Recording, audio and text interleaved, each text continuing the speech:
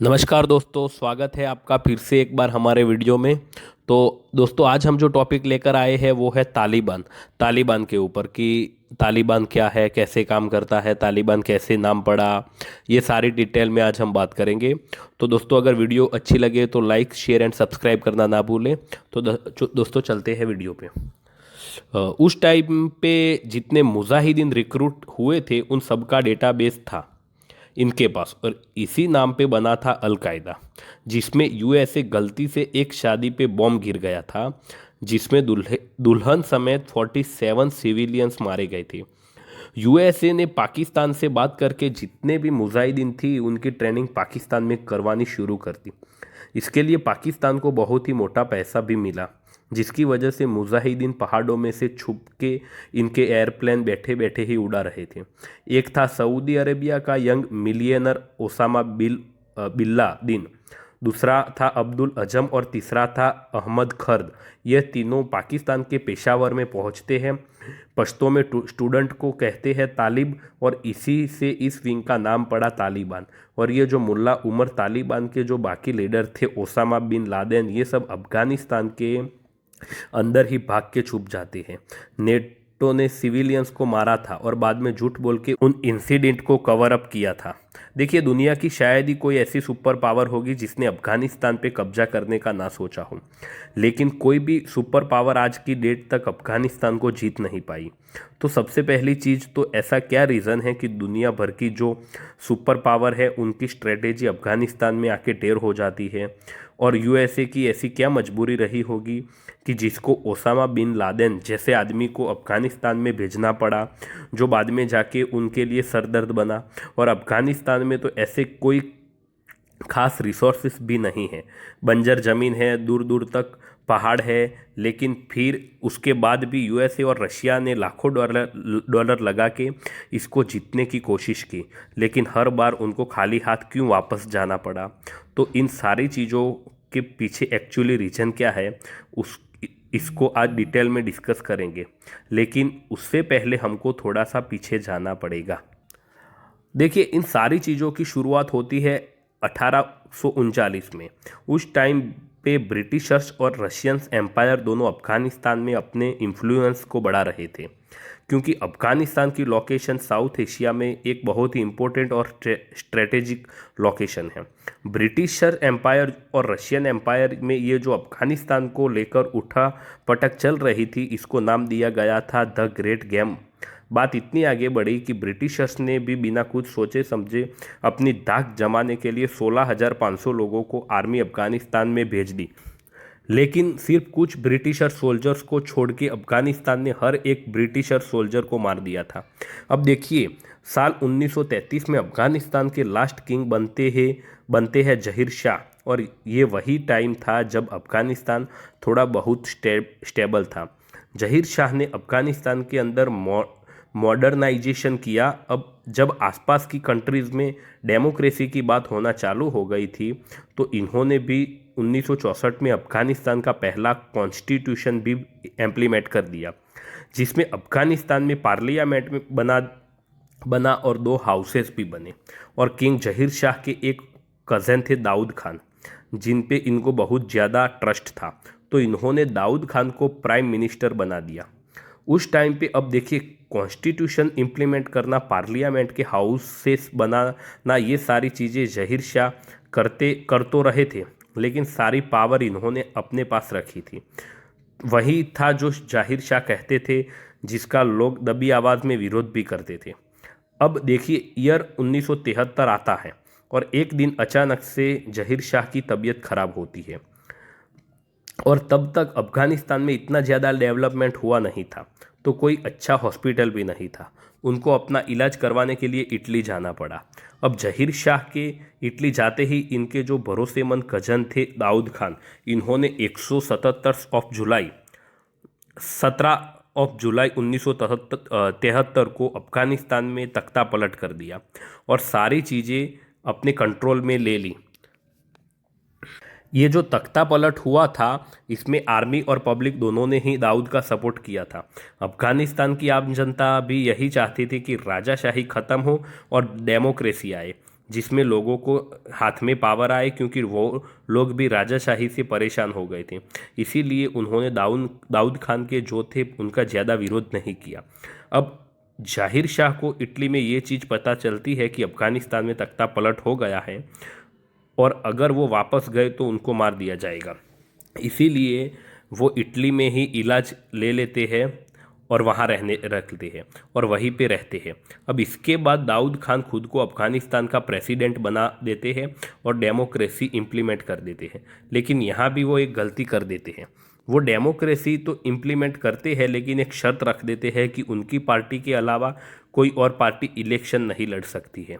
और जो अफगानिस्तान की आम जनता होती है उसको फिर से चीटेड लगने लगता है कि ये तो सेम चीज़ हो गई। और इसके साथ साथ कुछ टाइम के बाद अफगानिस्तान में महंगाई और बेरोजगार भी बढ़ जाती है, जिससे लोग और परेशान होने लगते हैं।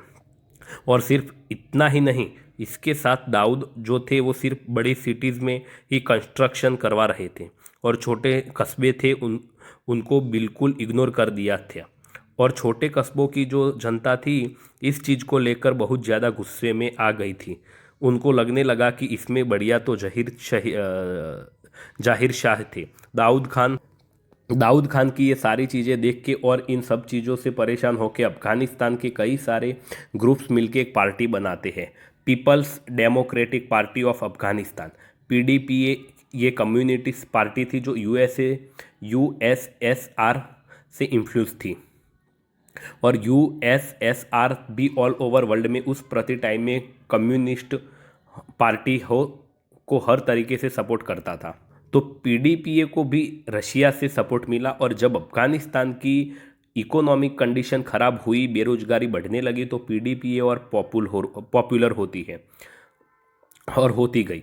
ये चीज़ दाऊद खान को भी समझ में आई, तो उन्होंने पीडीपीए को दबाने की कोशिश की और पीडीपीए के एक बहुत ही बड़े लीडर मीर अकबर खायर को भी मरवा दिया।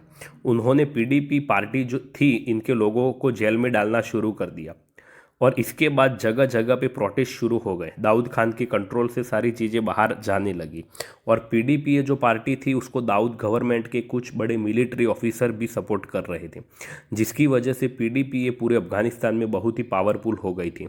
और इसके बाद डेट आती है 27 अप्रैल 1978। इस डेट को दाऊद खान और उनकी फैमिली को मार दिया जाता है।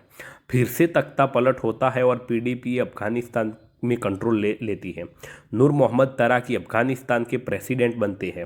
नूर मोहम्मद यूएसएसआर के फेवरेट थे, क्योंकि वो कम्युनिटी आइडिया जो काफ़ी सपोर्ट करते थे, जैसे कम्युनिटिस्ट किसी गॉड को नहीं मानते थे, तो नूर भी इस आइडिया जी को प्रोपेट करते थे।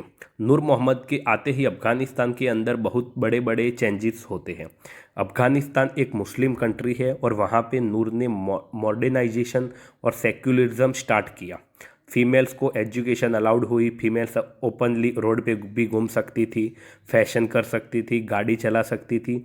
ये जो फुटेज आप देख रहे थे, ये सारी उस टाइम की जो ओरिजिनल फुटेज है। इस पर्टिकुलर टाइम पे नूर ने अफगानिस्तान के अंदर एजुकेशनल कंपलसरी कर दी, सिलेबस में से रिलीजियस एजुकेशन को हटा दिया, मैरिज की मिनिमम एज बढ़ा दी, ज़बरदस्ती जो मैरिज की जाती थी उनको बैन कर दिया। वर्कफोर्स और पॉलिटिक्स में वुमेन का पार्टिसिपेशन बढ़ाने की बात की, रिलीजियस लीडर का जो इन्फ्लुएंस था उसको कम कर दिया और रिलीजन का पब्लिक डिस्प्ले तक बंद कर दिया। नूर यहाँ पे भी रुकते नहीं हैं। यूएसएसआर के इन्फ्लुएंस में आके वो लेड रिफॉर्म भी लेके आते हैं, जिसमें यह था कि जिन लोगों के पास ज़मीन ज़्यादा है वो उनको देंगे जिनके पास ज़मीन कम है, और लोगों में इक्वालिटी के लिए जो डेट था एग्रीकल्चर को लेके वो भी उन्होंने माफ़ कर दिया। ये सारी चीज़ें जो नूर कर रहे थे, इसकी वजह से नूर मोहम्मद गवर्नमेंट के अपोज में जो लोग थे वो कहने लगे कि गवर्नमेंट तो ट्रेडिशनल अफगान वैल्यूज़ को सीधे सीधे चैलेंज कर रही है और एक तरफ से यूएसएसआर की चमचागिरी कर रही थी। अब ये सारी चीज़ें देख के अफगानिस्तान के जो बड़े लैंड ऑनर थे, ट्रेडिशनल लोग थे और रिलीजियस लीडर थे, वो गवर्नमेंट का अपोज करने लगते हैं। गवर्नमेंट ने इन लोगों को अपनी पूरी पावर से दबाने की कोशिश भी की। लड़ाई काफ़ी बड़ी और अफगानिस्तान के अलग अलग इलाकों में लोगों ने गवर्नमेंट के खिलाफ हथियार उठा लिए। इस लड़ाई को अफगानिस्तान में कहा जाने लगा कि ये लड़ाई इस्लाम को डिफेंड करने की लड़ाई है। और जो ये छोटे छोटे ग्रुप्स गवर्नमेंट के खिलाफ अपने एरिया में लड़ाई लड़ रहे थे, इनको मुजाहिदीन बोला जाने लगा। डेफिनेशन मुजाहिदीन उनको बोला जाता जो इस्लाम को डिफेंड करने के लिए लड़ाई लड़ते हैं। अच्छा, एक चीज़ याद रखिएगा, जो अभी आप आगे रिलेट कर पाओगे कि मुजाहिदीन कोई एक ग्रुप नहीं था, बल्कि अलग अलग इलाकों में गवर्नमेंट के खिलाफ लड़ाई लड़ने वाले ग्रुप्स थे, जिनमें से कुछ लोगों को इस्लामिक स्कॉलर्स लीड कर रहे थे, कुछ को लोकल लीडर्स और कुछ को स्टूडेंट लीड कर रहे थे। तो इन सबको ग्रुप्स को क्वालिटी मुजाहिदीन बोला जाने लगा। चीज़ ध्यान में रखिएगा, क्योंकि आगे आपको समझ में आसानी होगी कि इन मुजाहिदीन के साथ ट्राइबल लीडर्स और मिलिट्री के भी कुछ लोग जुड़ गए थे। सबका कॉमन एम था पीडीपीए कम्युनिटी गवर्नमेंट को गिराना। पीडीपीए कम्युनिटी गवर्नमेंट में नूर मोहम्मद तारिक पीएम थे और हफीजुल्लाह अमीन ये फॉरेन मिनिस्टर और डेप्यूटी पीएम थे। लेकिन यूएसएसआर को हफीजुल्लाह अमीन अनरिलायबल लगते थे। यूएसएसआर जितना नूर मोहम्मद पे ट्रस्ट करता था उतना अमीन पे नहीं करता था। इनफैक्ट उस टाइम पे रूमर्स भी थे कि अमीन जो है वो यूएसए की सीआईए के साथ मिलते हुए हैं। इसके बाद 20 मार्च 1979 में नूर मोहम्मद मॉस्को जाते हैं, जहां पे यूएसएसआर इनको समझता है कि आपके फॉरेन मिनिस्टर अमीन यूएसए के सीआई पे से मिले हुए हैं और आप इनको अपनी मिनिस्ट्री से हटा दो। साथ में यूएसआर ये भी समझाता है कि अफगानिस्तान की एक सिचुएशन अभी क्रिटिकल है, आप ये जो सोशल रिफॉर्म ला रहे हो अफगानिस्तान में, इनको थोड़ा कम कर दो। नूर मोहम्मद यूएसएआर को अश्योर करते हैं कि वो वापस लौट के अमीन को हटा देंगे। इसमें कहा जाता है कि यह बात सीआईए को पता चल जाती है और सीआईए अमीन को बता देता है। और जैसे ही नूर यूएसआर के दौरे से वापस आते हैं, आमीन जो थे वो एयरपोर्ट पे ही पहुंच के नूर और उनकी फैमिली को मार देते हैं, जो खुद पीएम बन जाते हैं। जैसे ही ये बात यूएसएसआर को पता चलती है, यूएसएसआर को समझ में आ जाता है कि अब अफगानिस्तान उनके हाथ से निकल जाएगा। एक तरफ से जो पूरे अफगानिस्तान में कम्युनिस्ट गवर्नमेंट के खिलाफ जगह जगह पे मुजाहिदीन खड़े हुए थे और दूसरी तरफ उनके हिसाब से चलने वाला पीएम जो था उनको भी मार दिया गया था। ये सिर्फ एक मर्डर नहीं था, बल्कि यूएसएसआर को डायरेक्ट चुनौती थी। और इसके ऊपर यूएसएस का जो सपोर्टेड पीएम था वो अब अफगानिस्तान में आ गया था। तो इन सारी चीज़ों को देखते हुए ये श्योर हो गया था कि अफगानिस्तान में चीज़ें अब यूएसए के हिसाब से चलने लगेगी। और इन सब रीज़न की वजह से यूएसएसआर 24 दिसंबर 1979 में अफ़गानिस्तान में हज़ारों की आर्मी के साथ काबुल में घुसते हैं और अफ़गानिस्तान के मेजर एरिया पे पॉलिटिकल और मिलिट्री कंट्रोल ले लेता है। इसके साथ साथ अमीन को मार दिया जाता है और यूएसएसआर फिर से अपने हिसाब से चलने वाला अफ़गानिस्तान में लीडर बना देते हैं, जिसका नाम था बराक कमाल। जब पूरी दुनिया इस चीज़ को लेकर यूएसएसआर को क्रिटिसाइज कर रही थी, तो यूएसएसआर कहता है कि हमने अफ़गानिस्तान पर हमला नहीं किया, बल्कि अफ़गानिस्तान गवर्नमेंट की मदद की है। एक्सट्रीमिस्ट से निपटने के लिए इस चीज़ को देख के अफ़गानिस्तान की आम जनता भी भड़क गई थी और ज़्यादा से ज़्यादा लोग यूएसएसआर से बदला लेने के लिए मुजाहिदीन बन रहे थे। इसी के साथ यूएसए की भी सारी मेहनत पानी फिर गया था, तो यूएसए भी खुश नहीं था। यूएसए के प्रेसिडेंट जिम्मी कार्टर ने अनाउंस कर दिया था कि अफ़गानिस्तान ये जो किया है यूएसए पर्शियन गुल्फ रीजन में, यानी कि अफ़गानिस्तान में, इससे यूएसए को भी खतरा है और यूएसए अपने इंटरेस्ट को बचाने के लिए हर हद तक जाएगा, चाहे मिलिट्री क्यों ना उतारनी पड़े। और फिर यहाँ से एंट्री होती है यूएसए की।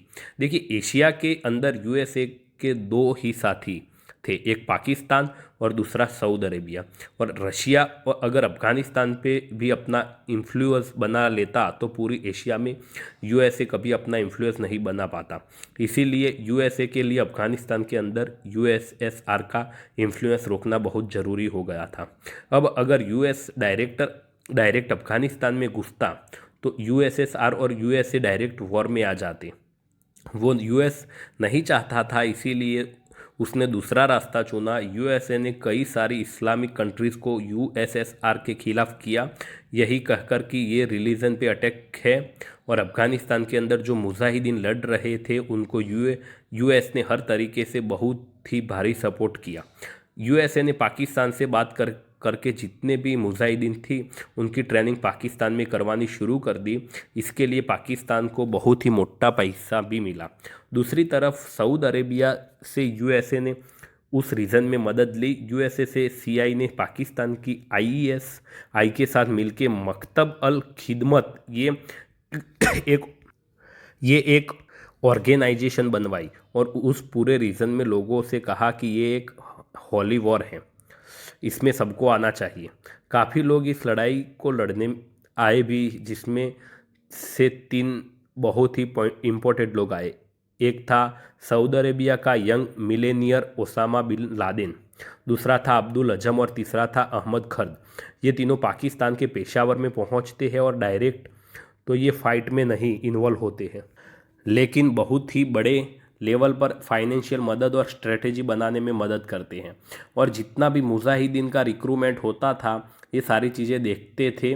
इन तीनों के पास उस एरिया का हर डाटा था। आप ये जो अलकायदा का नाम सुनते हो इसका मतलब होता है द बेस। उस टाइम पे जितने मुजाहिदीन रिक्रूट हुए थे उन सबका डेटाबेस था इनके पास, और इसी के नाम पे बना था अलकायदा वेस्टर्न कंट्री जो थी, वो भी इसमें यूएसए को सपोर्ट कर रही थी। और इसके साथ साथ उस टाइम पे जितनी भी मूवीज़ आती थी उसमें मुजाहिदीन को हीरो दिखाया जाता था ताकि यंग जनरेशन और इन्फ्लुएंस हो। जैसे 1987 में आई जेम्स बॉन्ड की film the living day lights में मुजाहिदीन को करेजियस फाइटर दिखाया गया। वही 1988 में आई रमो में भी हीरो मुजाहिदीन के साथ मिलके सोवियत के खिलाफ लड़ाई लड़ता है। अब देखिए यूएसएसआर आर्मी पावरफुल तो थी, लेकिन अफगानिस्तान का जो रीजन है वो काफ़ी पहाड़ों वाला है और वहाँ एक्सट्रीम वेदर होते हैं, जिससे यूएसएसआर आर्मी को काफ़ी दिक्कत हुई और अचानक से कहीं से मुजाहिदीन उन पर अटैक कर देते थे। प्रॉपर गोरिल्ला वॉर चलती थी उस एरिया में। मुजाहिदीन पूरी तरीके से उस एरिया से वाकिफ़ थे, लेकिन यूएसएसआर आर्मी को बहुत ही दिक्कत हो रही थी। अफगानिस्तान के अंदर एयरफोर्स का बहुत बड़ा एडवांटेज था यूएसएसआर के पास, लेकिन यूएसए ने मुजाहिदीन को latest weapon sting surface to air missile भी दे दी, जिसकी वजह से मुजाहिदीन पहाड़ों में से छुप के इनके एरोप्लेन बैठे बैठे ही उड़ा रहे थे। इन सारी चीज़ों से यूएसएसआर को बहुत ही भारी नुकसान हुआ। यूएसएसआर ने 10 साल तक लड़ाई लड़ी अफगानिस्तान के अंदर, लेकिन उसके बाद 1988 में उन्होंने अपनी फोर्सेस को वापस बुलाना शुरू कर दिया। 15 फरवरी 1989 को सारी फोर्सेस वापस चली गई थी यूएसएसआर की। ये बहुत ही शर्मनाक हार थी यूएसएसआर के लिए। अब यूएसएसआर तो अफगानिस्तान से हार के वापस जा चुका था, लेकिन अब अफगानिस्तान चलाएगा कौन, इसको लेकर दिक्कत आ गई। जैसे मैंने आपको बताया था कि मुजाहिदीन को ये ग्रुप नहीं था, ये पूरे अफगानिस्तान में अलग अलग ग्रुप्स और कबीले थे। तो ये ग्रुप्स अफगानिस्तान पे रूल करने के लिए आपस में ही लड़ने लगते हैं। इसको लेकर 1992 में कई सारे छोटे छोटे ग्रुप्स के जो लीडर थे उन्होंने पाकिस्तान का जो पेशावर है वहाँ पे मीटिंग की और अफगानिस्तान में पावर किस तरीके से शेयर होगी, कौन क्या देखेगा, इस पे एक एग्रीमेंट भी साइन किया जिसको पेशावर अकॉर्ड भी कहा जाता है। लेकिन इसमें भी आगे चल के काफ़ी दिक्कत हुई, क्योंकि जिसको कम पावर मिली उसने इस अकॉर्ड को मानने से ही मना कर दिया, जिससे अफगानिस्तान में एक सिविल वॉर शुरू हो गई और फिर से अफगानिस्तान के अंदर डिस्ट्रिक्शन, फैंस लॉसेंस, कई सारी कंडीशन पैदा हो गई। अभी जितने भी मुजाहिदीन के ग्रुप्स थे इसमें से एक ग्रुप था स्टूडेंट विंग का, जिसके अंदर रिलीजियस स्कूल और मदरसों के स्कॉलर्स थे। मुजाहिदीन का ये ग्रुप सबसे मजबूत था, जिसको तैयार किया गया था यूएसएसआर से लड़ने के लिए। एक्चुअली पश्तो में स्टूडेंट को कहते हैं तालिब, और इसी से इस विंग का नाम पड़ता है तालिबान। इस ग्रुप के अंदर एक बहुत ही फेमस और तेज बंदा था मुल्ला मोहम्मद उमर, जिसने यूएसएसआर से लड़ते समय उनको बहुत ही ज़्यादा नुकसान किया था। इसी लड़ाई में एक बॉम्ब फटने की वजह से उसकी एक आंख फट भी चली गई थी, जिसको लोग बहुत ही रिस्पेक्ट से देखते थे। तो ये जो मुल्ला उमर था, यही इनका हेड बनता है। मुल्ला उमर की पावर इतनी ग्रो हो जाती है कि 1996 में उसने 1500 रिलीजियस लीडर के सामने जिसमें ओसामा बिन लादेन भी था, हॉली क्लॉक ऑफ प्रॉफिट मोहम्मद पहन लिया, जिसको हिंदी में लंबादा भी कहते हैं। ये क्लॉक 250 साल से किसी ने भी नहीं पहनी थी, और इसको पहनते ही वो अफ़गानिस्तान में बहुत ही रिस्पेक्टेड लीडर बन जाता है। और इसके बाद अफ़गानिस्तान के अंदर मुल्ला उमर शरिया लॉ इम्प्लीमेंट करता है, जिसमें यह था कि औरतें बिना मेल के बाहर नहीं निकलेगी, म्यूज़िक मूवी टीवी बैन होगी, वेस्टर्न एजुकेशन की बजाय रिलीजियस एजुकेशन दी जाएगी, चोरी करने वालों के हाथ काट दिए जाएंगे, चौराहे पे फांसी देना, 1500 साल पुराना बमिया पे बुद्धा जी का एक स्टैचू था जो यूनेस्को वर्ल्ड हेरिटेज साइट थी, उसको तोड़ दिया जाता है ताकि कोई और धर्म का स्टैचू ना रहे। पीडीपीए का जो करंट पीएम था उसको चौराहे पे मार के लटका दिया जाता है। ये वो टाइम था जिसको सोच के लोग आज भी डरते हैं।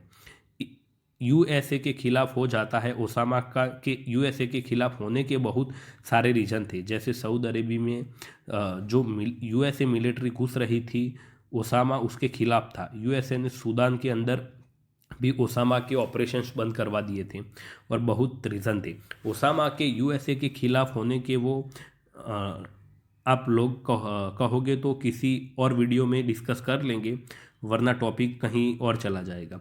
तो उस ओसामा बिन लादेन के मुल्ला उमर से काफ़ी अच्छे रिलेशन थे। अब क्योंकि ओसामा को सूडान से निकाल दिया गया था, तो मुल्ला उमर ने अफ़गानिस्तान में अल कायदा के लोगों को और ओसामा को जगह दी। 911 की सारी प्लानिंग अफ़गानिस्तान से यूएसए बौखला गया था और तुरंत वॉर ऑन टेरर स्टार्ट कर दी थी। 911 की प्लानिंग ओसामा ने अफ़गानिस्तान से की थी, और ओसामा वहीं पे रह रहा था। तो यूएसए ने तालिबान से कहा कि बहुत हो गया, आप ओसामा को हमें दे दो, और अल कायदा का जो पूरा नेटवर्क है वो अफ़गानिस्तान के अंदर से ख़त्म कर दो। मुल्ला उमर इसके लिए मना कर देता है। मना करने के पीछे बहुत सारे रीज़न थे। एक तो ओसामा बिन लादेन यूएसएआर की जब लड़ाई चल रही थी तो उसमें मुल्ला उमर की बहुत सारी मदद कर रही थी। दूसरा, इसमें पूरे अफ़गानिस्तान में ये मैसेज जाता कि तालिबान यूएसए के सामने झुक गया, तो उसका लोकल सपोर्ट भी कम हो जाता। और पश्तो में ये भी कहा जाता है कि मेहमान को किसी और को हैंड ओवर नहीं करते। ओसामा बिन लादेन की अफ़गानिस्तान का मेहमान था, तो वो ऐसा नहीं कर सकते थे, ऐसा उनका कहना था। यहाँ तक कि तालिबान ने यूएसए से ओसामा बिन लादेन के खिलाफ सबूत भी मांगे, जिनको देने से यूएसए ने बिल्कुल मना कर दिया। तो जब सबूत नहीं दिए तो अफ़गानिस्तान ने भी यूएसए की बात मानने से साफ इनकार कर दिया। 11 सितंबर को यूएसए पे अटैक होता है और यूएसए एजेंसी तुरंत एक्टिव हो जाती है। यूएसए ने तालिबान से बात की, और जब बात नहीं बनती तो उसके नेक्स्ट मंथ अक्टूबर 2001 को यूनाइटेड किंगडम, कनाडा, ऑस्ट्रेलिया और बाकी नेट एलायंस के साथ मिलकर यूएसए ने अफ़गानिस्तान पे अटैक किया। शुरू में यूएसए ने तालिबान और अल कायदा के मेजर इलाकों में सिर्फ एयर स्ट्राइक करी, ज़मीन पे अपने सोल्जर्स नहीं उतारे और उनके सप्लाई वगैरह सब बंद कर दिए। इस ऑपरेशन को नाम दिया गया था ऑपरेशन एंड्यूरिंग फ्रीडम। इसके कुछ दिन बाद एयर स्ट्राइक बंद होती है और यूएसए और उसके साथ साथी देश की स्पेशल फोर्सेस अफगानिस्तान में भेजी जाती हैं, जिसमें USA army, Delta Force, Navy SEALs और ब्रिटिश की एसएस थी। 7 अक्टूबर को अटैक स्टार्ट होता है और 9 नवंबर को ये लोग तालिबानियों को गढ़ मेजर शरीफ सिटी एक है उसको कैप्चर करते हैं। और उसके 4 दिन बाद 13 नवंबर को यूएसए अफगानिस्तान से तालिबान सरकार को हटा देता है और उसके नेक्स्ट मंथ ही अफगानिस्तान की मेजोरिटी एरिया जो थे कंधार वगैरह यूएसए उस पर कंट्रोल ले लेता है।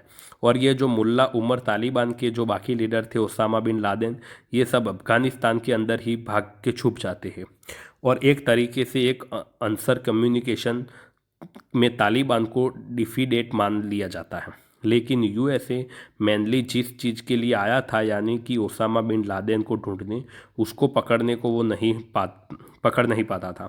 अब यूएसए का अफगानिस्तान में आने का एक ही गोल था, और वो था अल कायदा को ख़त्म करना और ओसामा बिन लादेन को पकड़ना। लेकिन ओसामा उनकी रीत से बिल्कुल बाहर था। ओसामा बिन लादेन को तो यूएसए ढूंढ ही रहा था, लेकिन साथ साथ में दिसंबर 2001 में यूएसए ने अपने हिसाब से चलने वाली गवर्नमेंट एक अफगानिस्तान में बना दी। प्रॉपर इलेक्शन हुए और हम हामिद कईस को 55.5 वोट मिले और वो इस्लामिक रिपब्लिक ऑफ अफगानिस्तान के प्रेसिडेंट बने।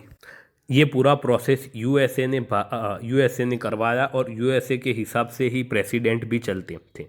लेकिन इस पूरे इलेक्शन में तालिबान के लोगों को अलग रखा गया। हालांकि पूरी दुनिया में लोगों ने ये कहा कि यूएसए को ऐसा नहीं करना चाहिए था, वो भी वहाँ के सिटीजन ही हैं। लेकिन यूएसए नहीं माना और यह चीज़ आगे चल के फिर से यूएसए को नुकसान देती है। सेम साल आया 2003 में, यूएसए ने इराक पे अटैक कर दिया और यहाँ से यूएसए का जो फोकस था वो दो जगह पे शिफ्ट हो गया था। और ओसामा जिसने 911 करवाया था वह अब तक नहीं मिल पा रहा था। जैसे ही यूएसए का फोकस इराक की तरफ जाता है, तालिबान फिर से यूनाइटेड होने लगते हैं। पाकिस्तान का एक नॉर्दर्न वेस्टर्न रीजन है जिसे federally administrated tribal area active कहते हैं। यहाँ पे तालिबान फिर से इकट्ठा होकर यूएसए के खिलाफ तैयारी शुरू कर देते हैं। मुल्ला उमर जो काफ़ी टाइम से छुपा बैठा था, उसके भी स्टेटमेंट बाहर आने शुरू हो जाते हैं और इन लोगों ने Haqqani network, Islamic movement of Uzbekistan IMU और अल कायदा से अलायंस करके अपनी तैयारी बहुत ही तेज़ी से शुरू कर दी यूएसए के खिलाफ। दूसरी तरफ जो यूएसए ने अफगानिस्तान में गवर्नमेंट बनाई थी, कहा जाता है कि नीचे से लेकर ऊपर तक सब पैसा खाने लगे हुए थे। डेवलपमेंट के नाम पे हर सरकारी अफसर ये टारगेट कर रहा था कि यूएसए से कैसे ज़्यादा से ज़्यादा पैसा ले लिया जाए। कोई काम नहीं हो रहा था। इस चीज़ को तालिबान ने लोकल लोगों में और फैलाया, काफ़ी अच्छे से प्रोपागेंडा किया कि जिससे लोकल जनता थी उसके मन में भी थोड़ा गुस्सा था। अब इसके बाद तालिबान ने धीरे धीरे वापस से अफगानिस्तान का एरिया लेना चालू कर दिया। अब आप कहोगे कि जब तालिबान ये सब एरिया ले रहा था तो यूएस उस टाइम पे क्या कर रहा था? वो तो उनको रोक सकता था। देखिए, यूएसए की आर्मी का फोकस इराक में था और जो आर्मी अफगानिस्तान में लगी थी वो साइंटिफिशियंट नहीं थी, क्योंकि आर्मी सिर्फ मेन सिटीज़ में सिक्योरिटी देख रही थी।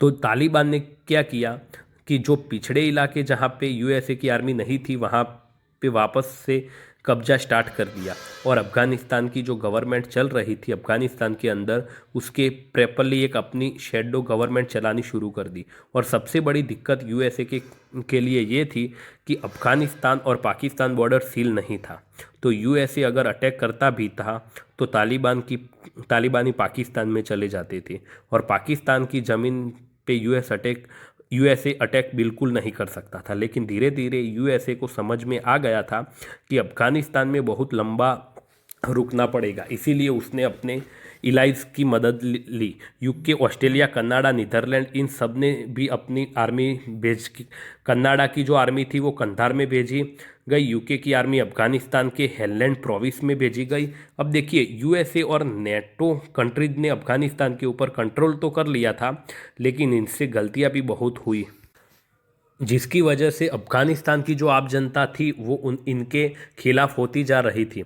डे बाय डे 2006 में यूएसए आर्मी के ट्रक से एक एक्सीडेंट हो गया था, जिससे अफगानिस्तान सिटीजन्स की डेथ हो गई।